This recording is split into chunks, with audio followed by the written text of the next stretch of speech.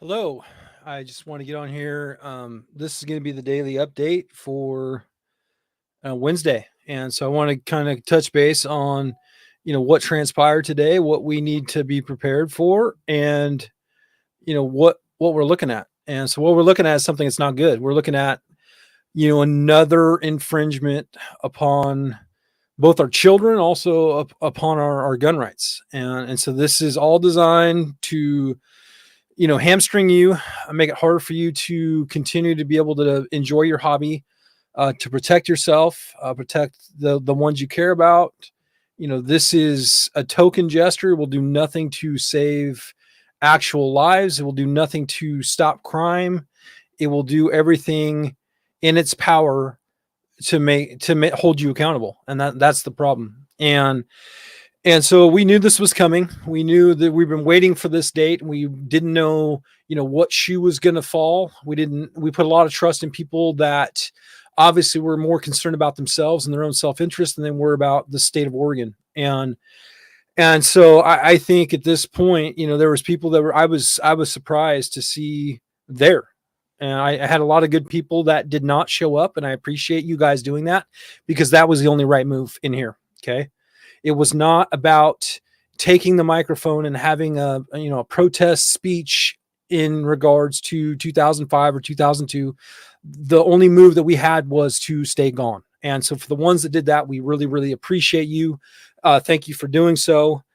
For all the others, you played your hand, and so I hope it comes back to bite you. And so that's kind of where I'm at. I'm thoroughly disgusted with what I saw today, and it's been a long time coming. We've been trying to help encourage our reps to do the right thing. We tried everything that we could to help them understand our position. For the most part, I feel that they did. They just didn't do what they needed to do, and so that's a real problem. And so, if you guys are seeing this, I appreciate you guys tuning in. Like, comment. That's what kind of gets this message out there. I'm going to kind of slow down for a second to let people, hop on and just talk about, what it looks like for us, going forward. And so, basically today, and they talked about the compromise. They're big, and they're big proud of this compromise. The problem with the compromise is it doesn't give us anything back. Okay. The two parts of the bill that were struck down, the obviously the age requirement, also the sensitive places, right? Those have already been challenged at the Supreme Court level. Those are going to be an easy slam dunk thrown out of court, right? And so I'm not going to accept this as this is this great compromise. Okay. This is not a compromise. The fact of the matter is, from the very beginning of 2005, how the people that were up there involved with this, they might say they're pro 2A, but they don't understand the messaging. They don't understand the verbiage, the ghost gun requirement. Okay. So they did a really, really good job of painting this picture of, ghost guns are undetectable garbage. Okay. Ghost guns do not make it through metal detectors. They're not going into sensitive places without anybody knowing. It does not work that way. And the fact of the matter that it got all the way through this process without anybody correcting that fact is a real problem. And so the fact of the matter is the people that were up there, they were, I don't want to chastise them too much, but the thing is it's a details issue, right? If we're talking verbiage, if we're talking messaging, if we're talking the narrative, it's really, really important that the narrative is correct. Okay. So today on the floor of the House, the other side was talking about, these ghost guns that are like mysterious, and they levitate, and they go through metal detectors. They show up at airports. They show up in sensitive places. That's not how ghost guns work. They don't understand the actual concept of an unserialized firearm. Okay. That's the problem. And the fact that we didn't do a very good job of showcasing what we're even talking about. So excuse me. I haven't had a lot of water today. It's been a lot of hurry up and wait. There's been a lot of time sitting in the gallery, waiting for the process to start so I can report to you guys live. I spent a lot of time with people that hate my guts and are very proud of that fact, yet they will ask me to help them with their Excel spreadsheet so they can send, messages of support. So everything that we're trying to do here, they are doing light years ahead of us, and they're winning and they're slam dunking on us every time. And so that's the hardest part, the most frustrating part. This lady next to me, she was over probably 70 years old. I saw her when we were up there a couple weeks ago for the last hearing, and she sat behind me last time because she had an ankle issue. And so, it was really, really hard to listen to her for an hour and a half before we decided to go have lunch. And that was after I just finally just had enough and just told her what I thought, and it didn't necessarily go the way I wanted it to go. Because she blew up. I mean, she like a hand grenade. and so that was kind of comical because I'm looking at the Oregon State Police that are sitting right behind me, and they're like, and I'm like, first of all, I appreciate if you would talk to me in a certain tone. This is not the place to be yelling at me. Okay. If you understand or don't understand a firearm, I get it, but this is not the place for you to treat me this way. And so, that's kind of where I'm at. And so, I think, yeah, I let me see. Let me highlight this one.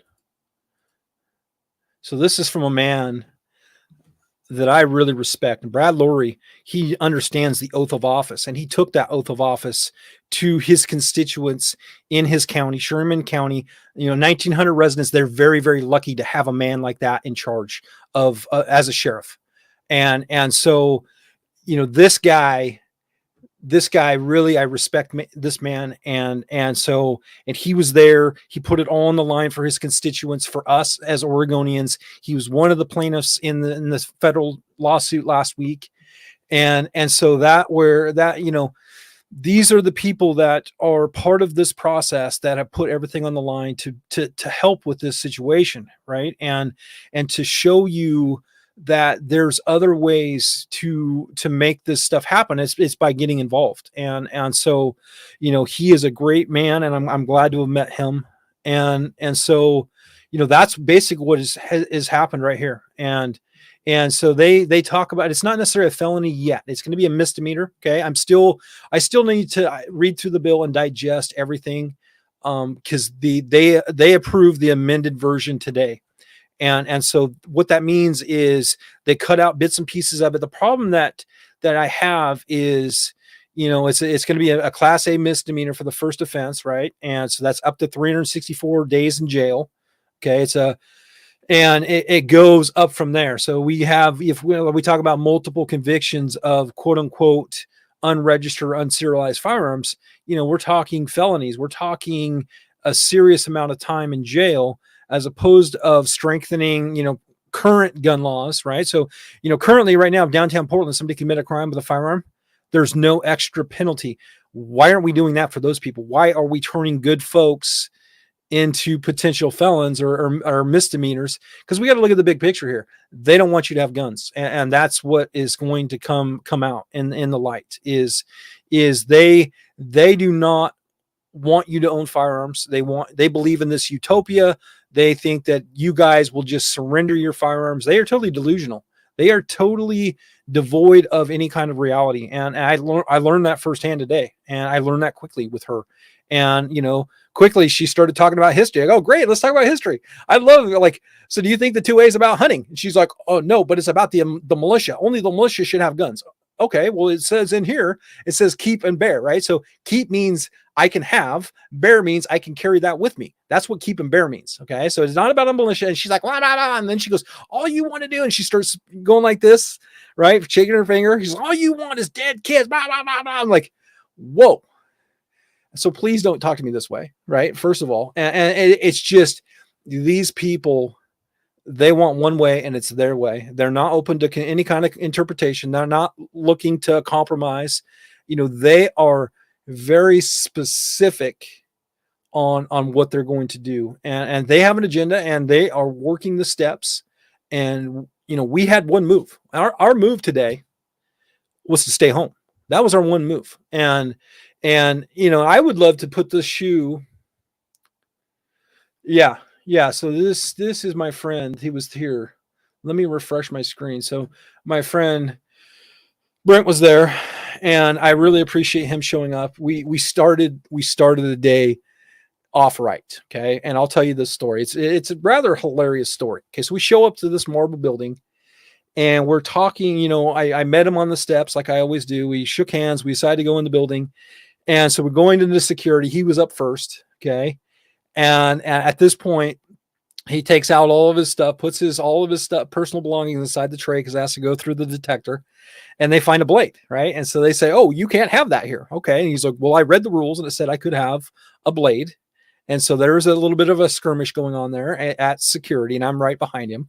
And I'm just trying to be patient and listen and observe and everything like that. Well, the next step is they say, "Well, you can't have this in here. Your options are you can go throw it in the trash, or you can go put it back in your vehicle." And since I knew that his wife had dropped him off, I was like, well, I kind of bit my tongue for a second. They said, "Well, he goes, my wife's not here." He's like, "Well, you can go throw that in the trash." I thought about it for a second. I piped up and I said, "You think that's a real responsible thing to do, to leave a bladed weapon out in the trash that somebody could get access to and then go hurt somebody else with?"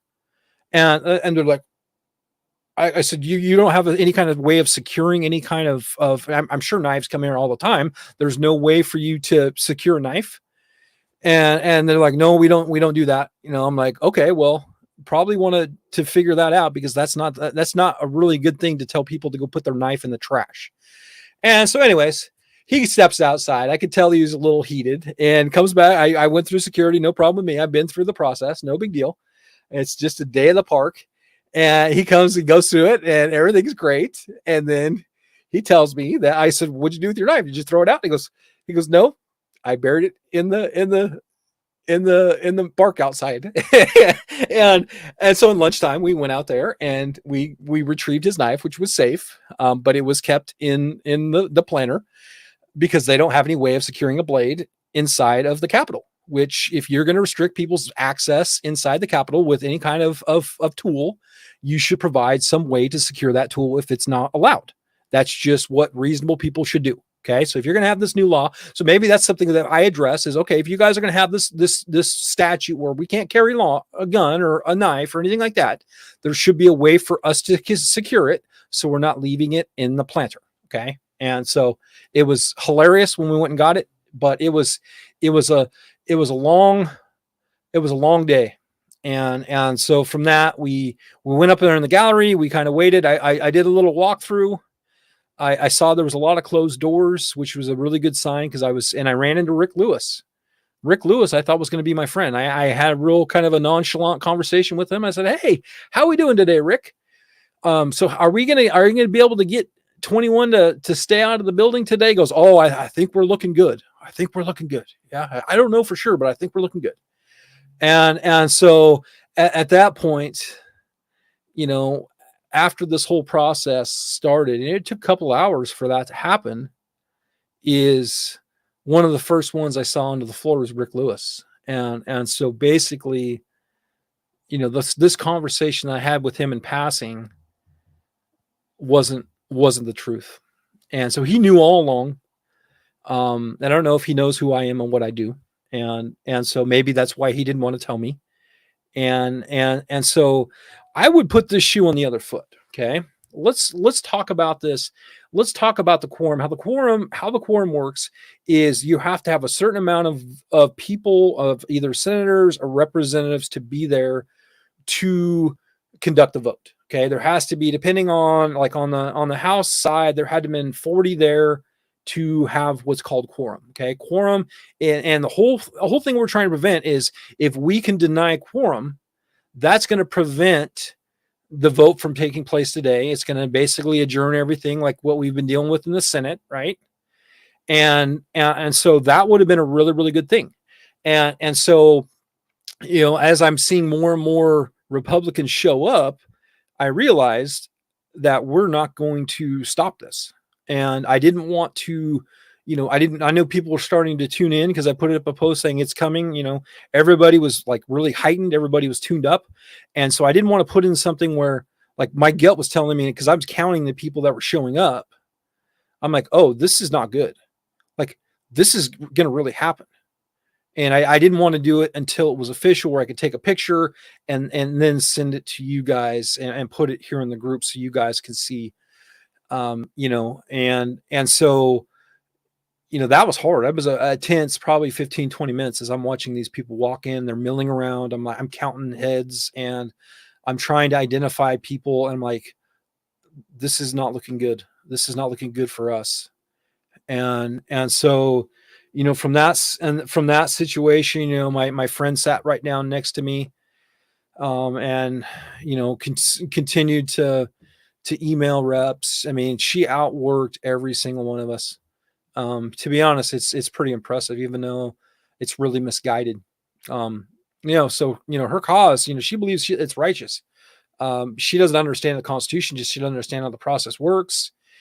And so that's kind of where we're at, and there's a lot of disappointment. I completely get it. And they do take us for granted. Okay. Cause they know that we're going to vote for them.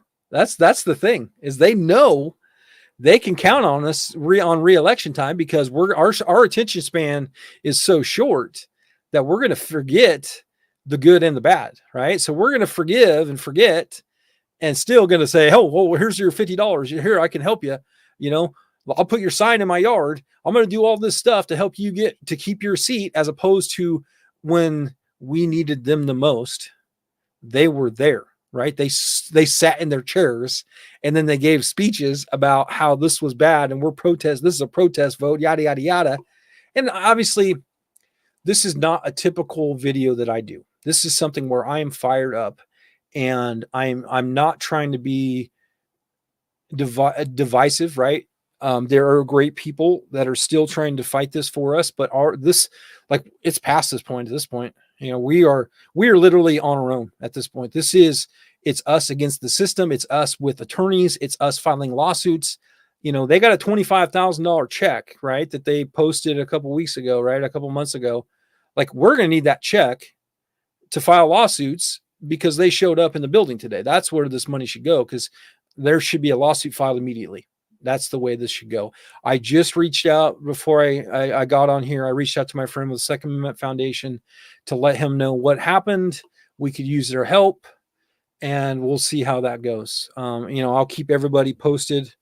And so if we get any kind of moves on that, that's where we should be.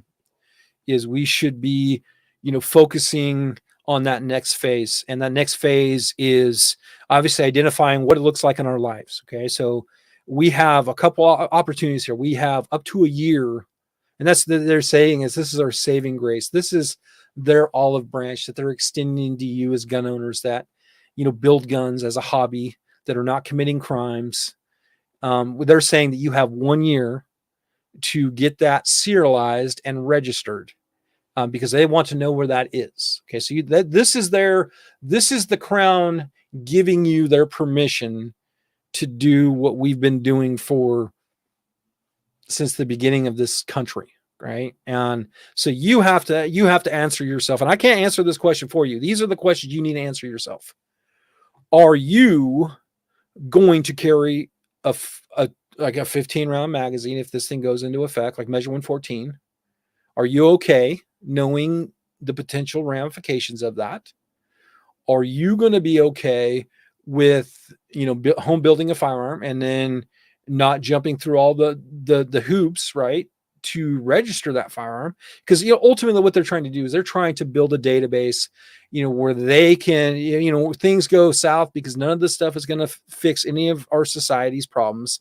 And so now they're going to go to that list. Then they're going to say, law enforcement, we're going to need you to go collect those firearms. That's where, registration leads to confiscation. Happened all over the world.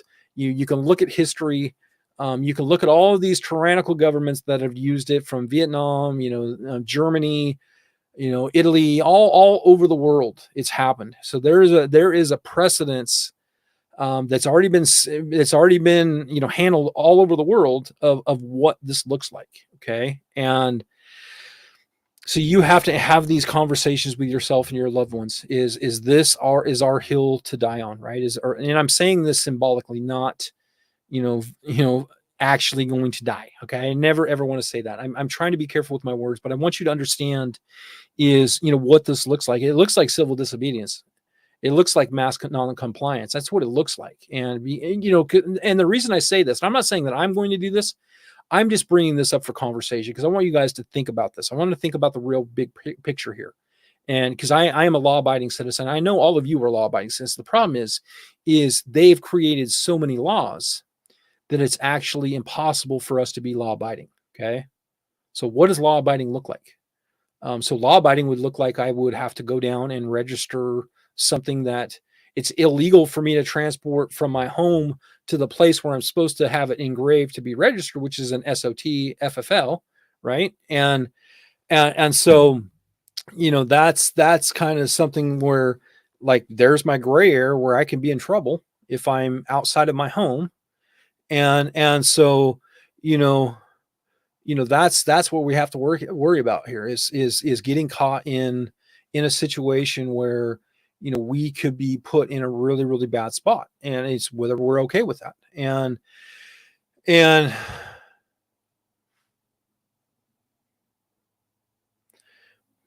I like that.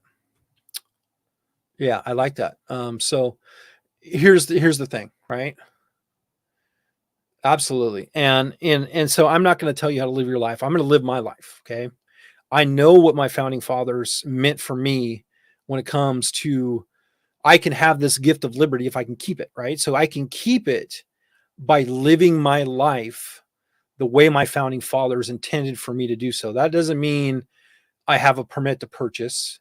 It doesn't mean that I restrict my magazine capacity because some arbitrary number that they just made up that doesn't even work. It's not a bill of rights. It's not a bill of need. It's a bill of rights, not a bill of needs. And so that's what's really, really important here is we have to get right with liberty.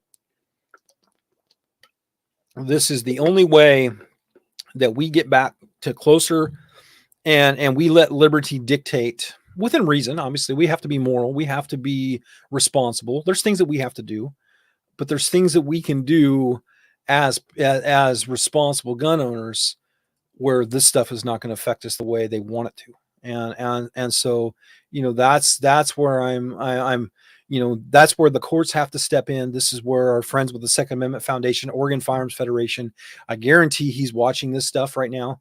What's happening up there, where we're at now is this thing, 2002 passed, 2005 passed, and so there was nothing we could do to stop it because our people were there on the floor. They can do this, this rabble rousing, call to arms and all this stuff and protest. But at the end of the day, their vote didn't matter because the other side had more votes. The whole point of denying quorum is to prevent them from having the ability to take the vote. It's really that basic. Like I can't make it any or easier for anybody to understand. The whole point of denying quorum is so there's no ability to take the vote, which they did. And they slam dunked on us twice today. And so no, magazines has nothing to do with 2005. I'm just talking because I don't know if you guys paid attention to what happened yesterday with the press conference from Lift Every Voice Oregon is they say that this is the law of the land. And so they are in they think in La La Land that your magazine capacity is going to be upheld out of California. So they think that the California ban is going to hold. And so everything's going to go into effect and everything is just going to be kumbaya. All these lives are going to be saved, yada, yada, yada. F you to gun owners. That's not going to happen. Okay. What's going to happen is we have some really big precedent, big court cases around the country that are going to open up this situation where the magazine part of this is going to get struck down. And so that gets struck down. That's great. Okay. Well, what's going to happen is they're setting this up. They're already painting the picture because they're mad They are big mad that 18-year-old to 21-year-old adults can still go buy a firearm, which the Oregon State Police is delaying them. So that's another issue that we have, is the fact that it's still legal for legal adults that are 18 to 21 to go buy a firearm. It's just the Oregon State Police is delaying their applications. And so, there is something that we have to understand. There is this is kind of where we're at. And so without the courts stepping in other parts of the country, this part of this is going to stick until it gets, we get to Harney County. And I guarantee, Harney County is going to, I think, hopefully save our bacon here. And I think the reason it's going to save our bacon is because, and I don't want to put too much words in the judge's mouth. I'm not going to talk about that. I'm going to talk about today. I'm not going to talk about hypotheticals because I don't want to give people hope. And a lot of people have had hope, and I've tried to give people hope, and hope went out the window today. And so I'm, part of that really hurts me. And it really hurts me that I hope that, I did everything I can. I did everything I could to build bridges that I needed to build up there, to give you guys a voice. And it's just hard. It's hard to stomach. It's hard to feel that all this time and effort and energy, miles and hours and all this stuff. Like, I want to feel like it's not for nothing, because I don't think it is, because I feel that I've woken up the people that I need to wake up. And that's you, the people at home that are watching and paying attention to this stuff. And I appreciate the heck out of you guys. And so I'm hoping that this is just the beginning of us coming alive and being a part of something bigger and stopping this stuff. And a part of it is we have to show up and vote. Like, we had 180,000 Republicans that didn't show up and vote this year. And this is why we have Measure 114. We have literally spent over $1 million. We're probably closer to $2 million when this thing is all said and done, and just court costs, when all we had to do was show up and drop that ballot box off, or drop that ballot off. That's all it took.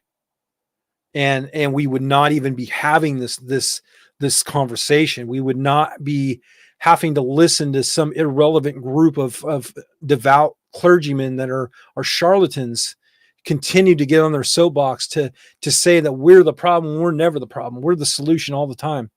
And they just don't listen to us. They don't want to listen to us because they don't want the truth. They don't want the truth to get out, that our guns and gun owners and people that are carrying guns in public lawfully and concealed are actually the ones that are stopping these threats. And they don't want to admit that, because they have to admit all this house of cards that they've built upon, that they fund and they buy nice houses and new vehicles and all this stuff that they make and they pull out of the gun control coffers.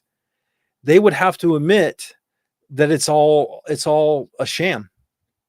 And so, I just absolutely. This is a great question. I mean, that's the thing. I mean, how do you know? How do you know? And they'll say, well, they stripped out the part about the upper receiver having to be serialized, because that was a big thing. It's like, you guys are so dumb. You don't understand that ATF guidelines does not require us to have our serial numbers on our uppers. That's how bad this bill is they are afraid. And so, this is the fight that we're going to be into, is we have to write better legislation.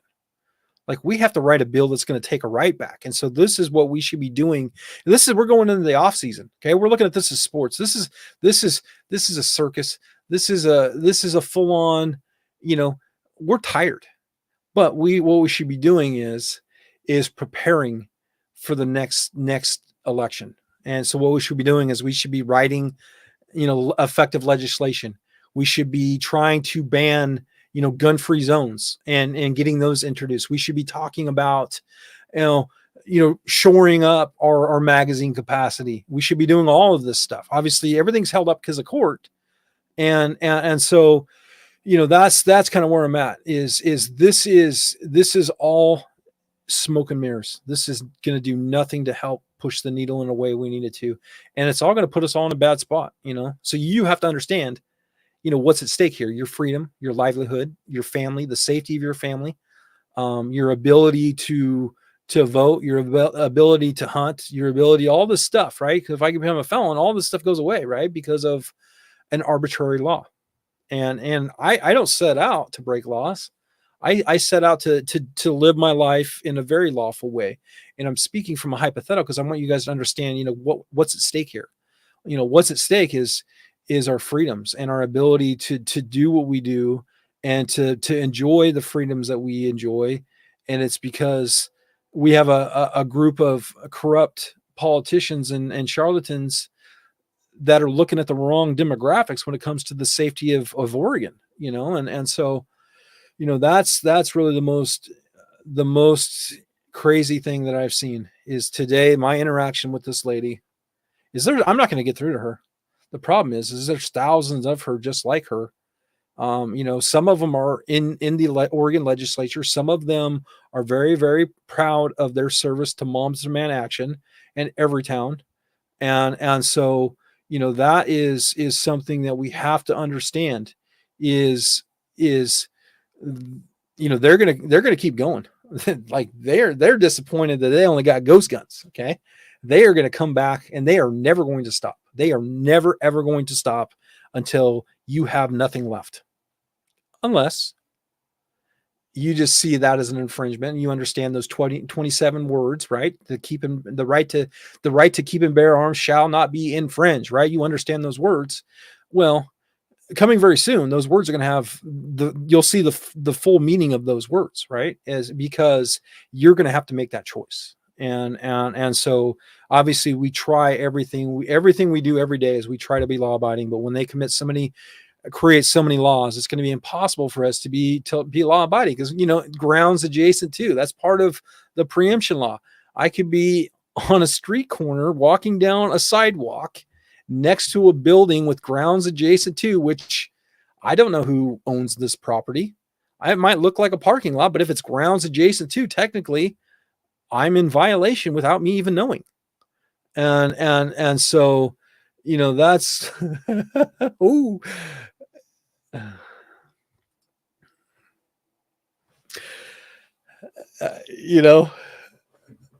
it makes me all warm and fuzzy. Oh, I love law enforcement. I support law enforcement. I just need law enforcement to support law abiding citizens. That's what I need. We really need that we need. Oh, so Cody, on this different platform that I'm using, it doesn't highlight your face. Unfortunately, I wish it did. I wish people know who made that comment. And this is one of my heroes, right? There's two heroes that I met. Okay. It's Cody Bowen and there's Brad Lorry. Those two are so where I'm going at with this is we need support from law enforcement. We need grace. We need law enforcement to understand that we are not the problem. We are on their side. We are there to protect ourselves, protect our families, protect a loved one. And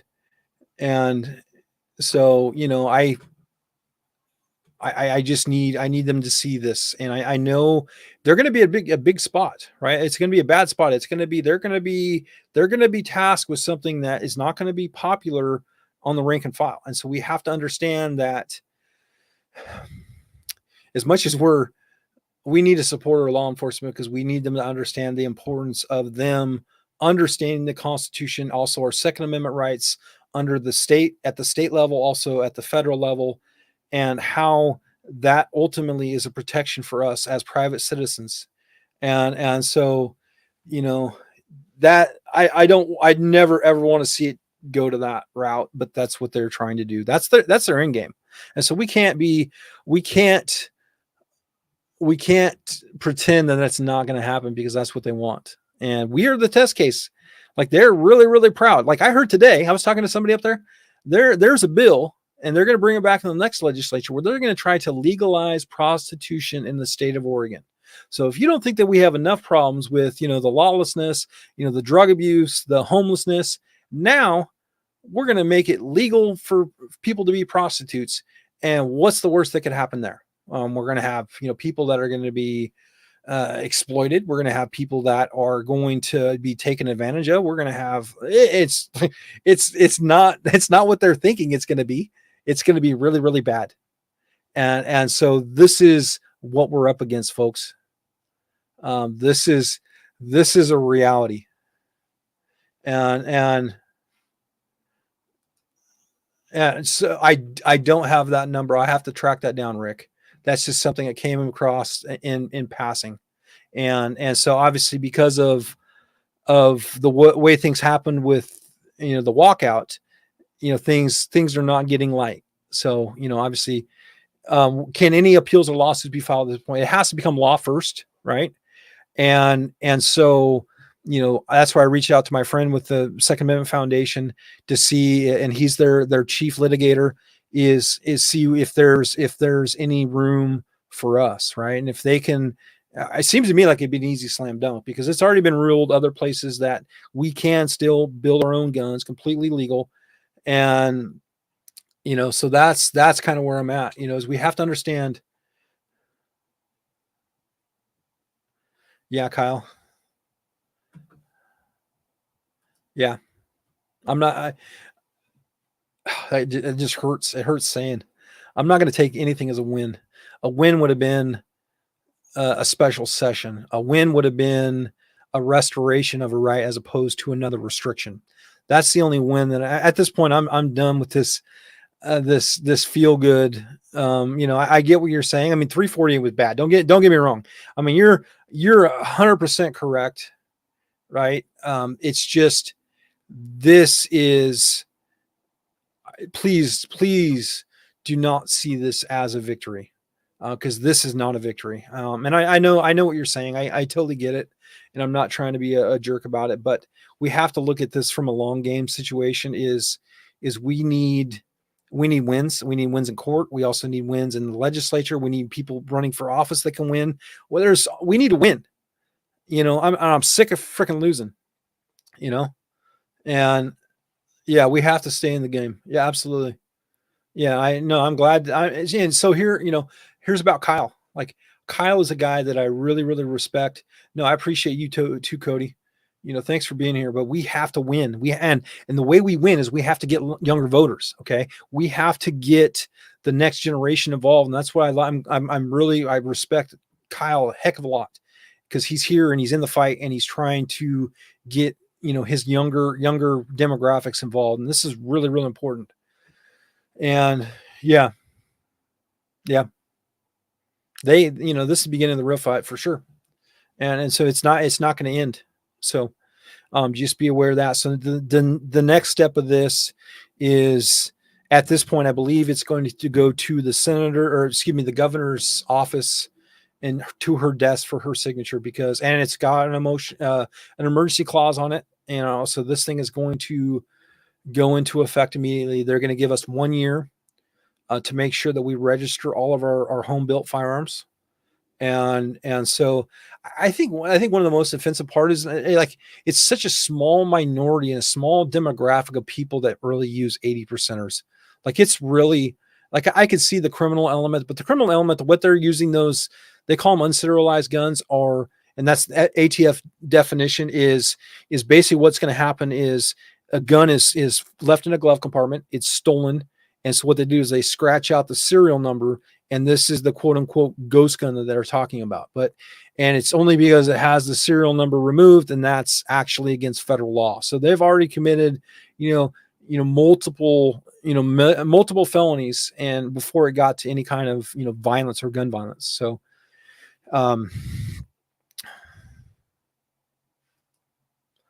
there's not a better comment right here. And so, I saw that today. I saw people that they knew I was up there. They wouldn't look at me. I've had conversations with these people in the past. And they wouldn't look at me because they knew what they were doing, and they knew what we had at stake as Oregonians. And they were there. You know, and so I appreciate the ones that weren't there. And, you know, it's a sick political machine up there. And so, you know, and I excuse me. I've, I've been, you know, politically active up there. Yeah. That's another thing I needed to get to.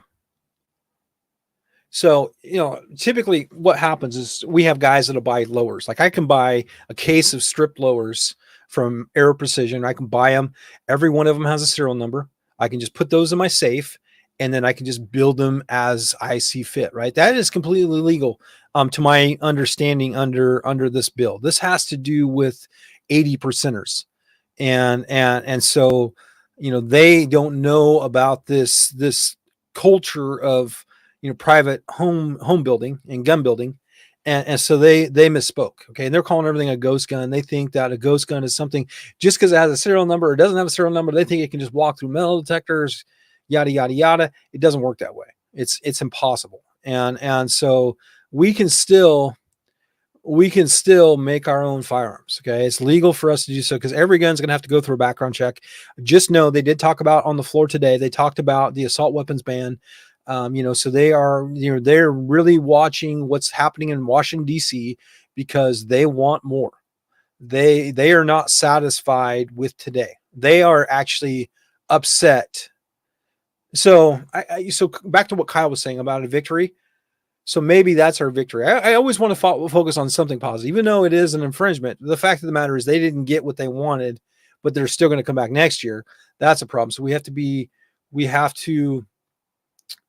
aware of that. And so that's the thing is you can't. I mean, they don't want you 3D printing guns, which under the Oregon, or excuse me, the Supreme Court, its code is considered free speech.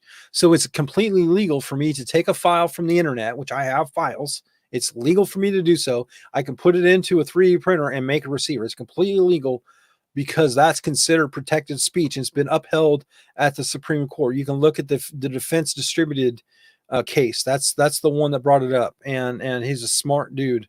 No, they can't ban 3D printers. They can't. And it's protected. It's protected. It's free speech. It's just like them holding a sign and burning down a building. It's free speech, right? So us using 3D printers is the same concept. It's we're just using free speech. And so yes, Cody Wilson, yes, 100%. I met him a couple times. He's cool dude. You know, I had some really good conversation with him because I really support what he's trying to do. So he's a good dude. So, you know, that's kind of where I'm at. So, you know, I don't want to take too much of your time. But obviously just know this thing is going to go to the governor's desk and she's going to sign it because that's what they do. And they're going to celebrate the fact.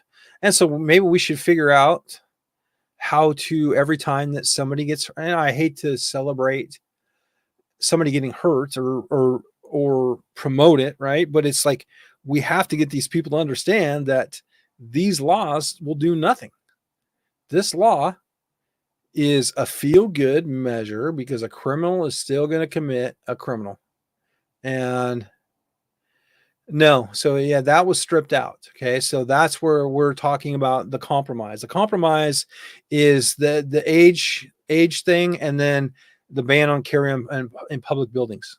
So those two were cut out. The only part that held was the 80%. I still need to look at it. It's changed so many times, and I've got so many other bills that I've been monitoring.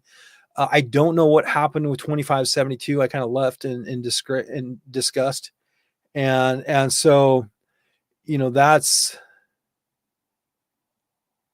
yeah, they didn't get enough.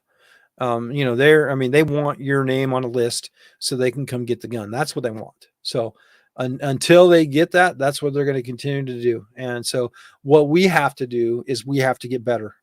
We have to make sure we vote, our neighbors vote, our votes matter. Like we have to understand. And I think what's really, really big to understand here is there's no such thing. You can say it with me. No such thing as a perfect candidate, but there is a candidate that can win. Okay.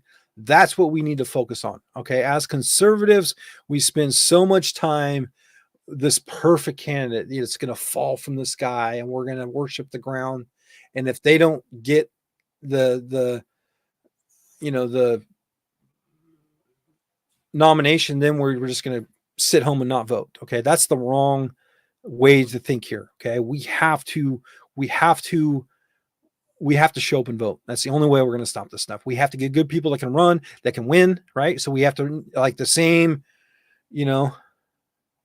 absolutely. This dude. Yeah.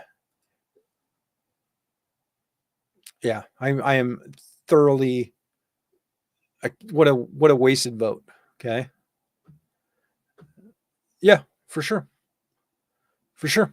And that's the thing is us sitting home gives us what we have today. Okay. So, um, yeah, for sure. He did a great job in Sandy, but he probably should not have been swinging and trying to run for governor. It just doesn't work with your base. So it's just so with this one, you can have the 80%, or you just have 1 year to register that. So you would have to take it to an FFL, that's an SOT, because the SOT is a manufacturer. They can add a serial number, right? And obviously this will all come out as we get more through this process, but this is basically what it looks like in the beginning of it. And so there might be a little bit of change, and and so don't 100% quote me on it, but that's in theory what should happen. You're gonna have 1 year to do so. If not, it's going to be a Class A misdemeanor. So, that's the thing, so just be aware of that. So, no, so, okay. I've already seen guys, and I'm really kind of irritated by this. I've already seen gun shops, because you've been silent on Measure 114. You've been silent on 2005. I haven't seen a single thing from your social media accounts until last week. And I started saying, hey, we will engrave your serial number for $20. And so now there's this little niche thing that's starting to develop. If they did not try to fight this stuff and now are trying to capitalize on this, these are not your friends. Do not support these businesses. Okay. Let capitalism do capitalist things and let them go out of business. Okay. That's my position. Okay. There's a lot of good dudes that have put it all on the line to give you this opportunity in court. And that's, the ones that are plaintiffs, the ones that are putting it all on the line. And so this, say what again? What do you need me to say again? Say it again. What do I need to say again?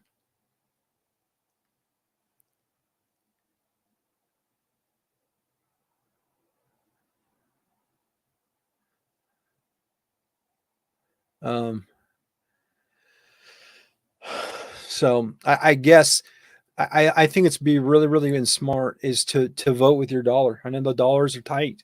Everything's gone up. Our cost of fuel. Do not support those that support your rights. Okay. So be smart with your dollars. Vote with your dollars. That's what you can do. You can help. There's a lot of great small shops that need help. So support those shops and make sure those shops, they're active. They're doing their part. Okay. They should not just be making money off of this situation. Okay. I'm going to get off my soapbox, but that's how I feel about this stuff.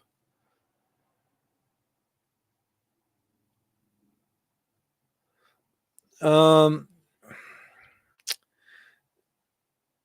mean, I could, Gerald, I just got so much other stuff going on. Like, part of everything I've done about the educational process, right, is I'm hoping that people can get to a point where they can be self-sufficient, right? I can't hold your hand as much as I want to, right? I want to feel like my little baby birds. Like, you guys got to grow these wings and you guys got to fly. Like, there's people that are all over the state that I'm sure they're doing great work that I might not know because I'm not in their community. Like, if you know them personally and you know they're fighting for you and you're doing the right thing by their customers, go support them. I can't always, I just got so much going on, man. Like literally, I get I get 100 messages a day with stuff like, and I try to help out. I try to be helpful, but it's like it takes away from everything that I do. And I'm just I'm hoping that I got you to a level where we can write testimony, we can search OLIS, we can do all this, we can track bills, all the stuff that I've tried to do. And I'm hoping that now you guys can show me that you guys can fly. And that's the whole goal. Because I'm not going to be able to do all this stuff for you. You guys are going to, that's how we get better is we get 100 of me or 500 of me or 1,000 of me. That's how we grow this stuff. And we do this with obviously learning and getting better at what we're trying to do. And I'm not saying I'm not going to do it. I'm just saying that I just need you to really step it up. That's all I'm saying. Cause if we can't step it up, we're doomed to continue to lose.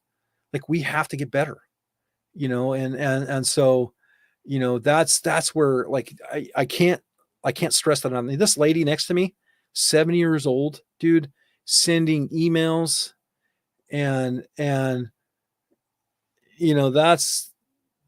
that's the thing, dude, is this lady she's she's definitely misguided, but she's outworking us. And she thinks that what she's doing is right. Um,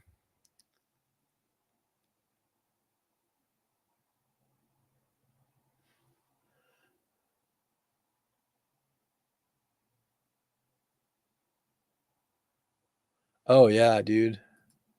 Like I will never ever say that that is ever acceptable. 100%. And we will stand and we will protect our kids. I don't want to make it about that because obviously you know how I feel, and like just know that that is never okay. And what happened today with 2002, like that's really a disgrace. Like we have to protect our kids, and what they don't talk about is, and like I do a lot with suicide prevention, right? And so the highest rate of suicide in our society are transgender, and it's because they feel like their voices, like they feel like they're not accepted. We're talking about teen suicide. The highest rate is the transgender ones that have gone through the transition, right? And they're confused, they're hormonal, there have been abused psychologically. It is literally the the the most horrific thing that we could ever subject them through. And so that's where we have to understand is like this is a war that we have to win because there's so much at stake. Obviously, our guns are a really, really important thing to ensure our freedom, also to protect ourselves and our families. But they also, yeah, no worries, dude. I it's such a tough one because I literally could spend an hour talking about that. I'm coming up on an hour. I don't want to spend another hour. But it's something that's really, really important to know is history. And yeah, I was just following orders. I was just following orders, and that's a scary thing. And that's where, having relationships with our law enforcement, understanding that we are people, and many law enforcement, they're gun people too. Like this is what's so crazy to me. It's like you love gun control by giving the government the power with guns to come take our guns. It's like it's the most bass backwards thing I've ever seen. And so but that's the reality. And deep breath. So no, and I appreciate you guys tuning in. It's been over a year that I've been doing these little videos. I'm amazed people tune in. I appreciate you guys tuning in. I hope it helped you guys throughout this process because this helped me. It's helped me find my voice. So like this has helped me get better at what I do, and so I'm not done. I still got work to do, and I'm going to change the state. And I feel that you are going to be in a better position to help like change the state. So always Blake until I can't any longer. And so we got to do something drastic. We got to do it fast. We don't have much left to give. And And so um absolutely, yeah. So it's about 60%. The last one I saw was about 60% when it comes to transgender suicide, and typically it's 14 to 24. That's what they're using. And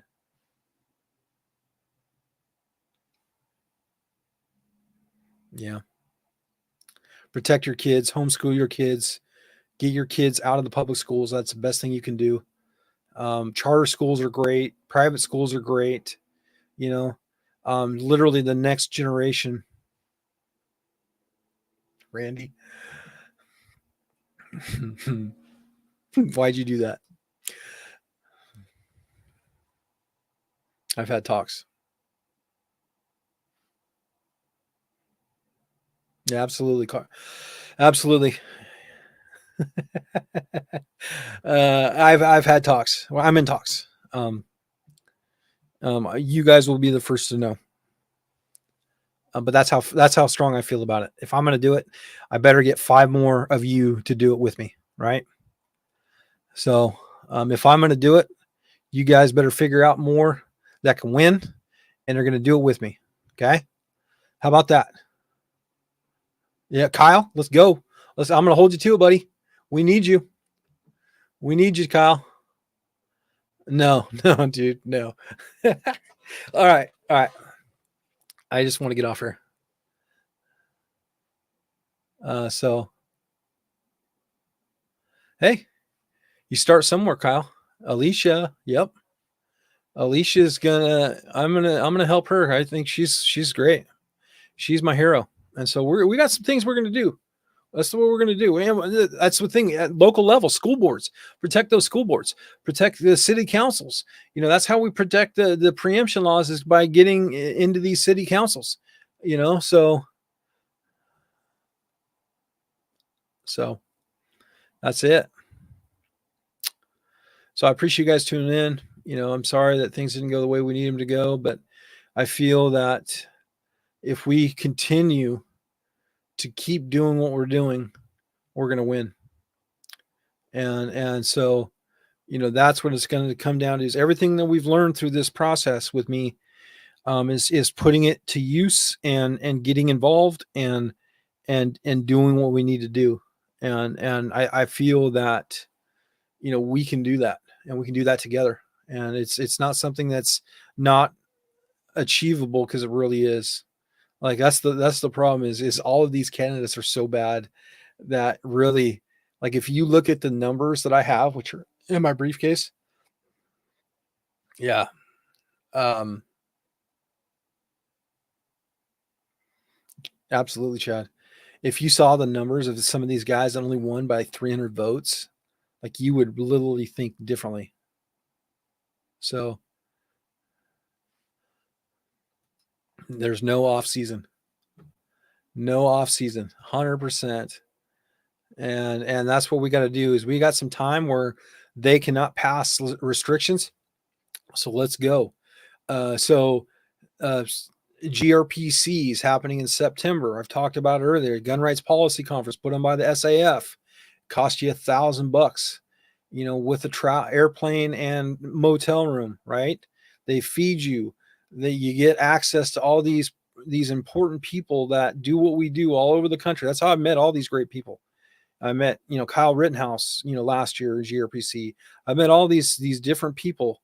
Adam Kraut, I texted him today. I met him through GRPC. So there's all these people that I know, and my network is so big because of just going to these policy conferences. And so there's no time. I got emails. But that's kind of where we're at. So there's good opportunities. So GRPC, will put the link in there. You guys can get registered. It's free to go. You just got to pay for your travel. It's going to be in Phoenix. It'll be a good time. You'll learn a lot. They'll give you books. I have a library of 2A books. Like, if people want books, and I was thinking about starting like a 2A library where, obviously I don't want to pay for shipping, right? But if you want to check out a book, you take a book, you read the book, you return the book. But I have, like, literally, 2A libraries. I have 2A libraries of 2A books. Like, if people want books, and I figure I was thinking about starting like a 2A library where, obviously I don't want to pay for shipping, right? But if you want to check out a book, you take a book, you read the book, shelves and shelves of books that are 2A books that you guys can read. You guys can understand about precedents. You can do all sorts of different things. And so, that's kind of where I'm at, is like, you put in the work, it's going to pay dividends, right? And that's we're just behind other states. So, that's the kind of thing. I better get off here for people, because people say, I'm starting to get hate mail because, like, oh, they're almost an hour long. It's like, well, dude, we've been talking for an hour. So, like, these videos that we're doing, these videos are set up that you guys can listen to them like podcasts. Or, if you guys are running a piece of equipment, put in your AirPods, you can listen to the video. You can find out what we're doing. It's that's why this is long form stuff. The stuff that I'm doing on Patreon, which I'm going to start on Friday, is going to be shorter stuff, and it's going to be more directed, and it's going to be focused for the people that are helping support like what I'm trying to do here. And so there's going to be specialized content directly for them, right? And the stuff that I'm doing here, it's going to be more for the public, right? So I hate to say that it's, pay for access, but that's like, my time is worth something. And that's what I'm starting to figure out, is like, dude, I put so much time into this stuff. Like, I have to recoup some kind of cost, because I'm losing it. And I want to do it all for free, but it's like, it's been a lot over the last year and a half. So I hope you guys can understand that. So, it's not about getting rich. It's about just making sure that I have ink on my printer and paper and fuel in the truck and tires on the truck, stuff like that, So, um, dude, you know what, does this for me is Sunday. I got 2 classes in Centralia, Washington with kids.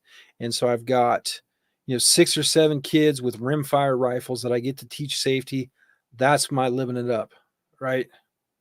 Is giving my passion for my 2A to that next generation to make sure they're safe, they're responsible, and they're going to be the future of our gun rights. That's what I do to live it up. It's kind of lame. It really is, dude.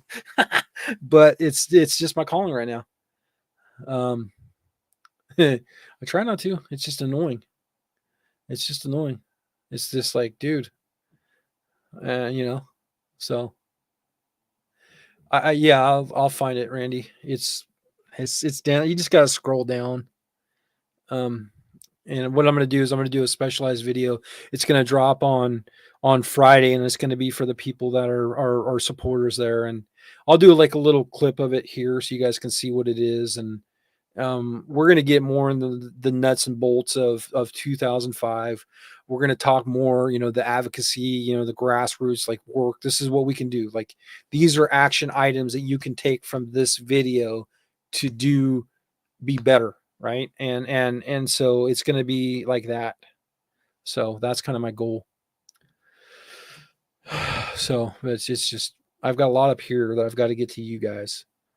So that's it. I'm out of here. I appreciate you guys tuning in. Always, none of this would happen without you guys. And let's figure out how we can sue them. Let's sue them all. and let's win. That's all I want to do. Yeah. So you guys have a great night. Sorry it didn't go the way we needed to go, but it is what it is. So talk to you guys soon. Thanks. Have a great night.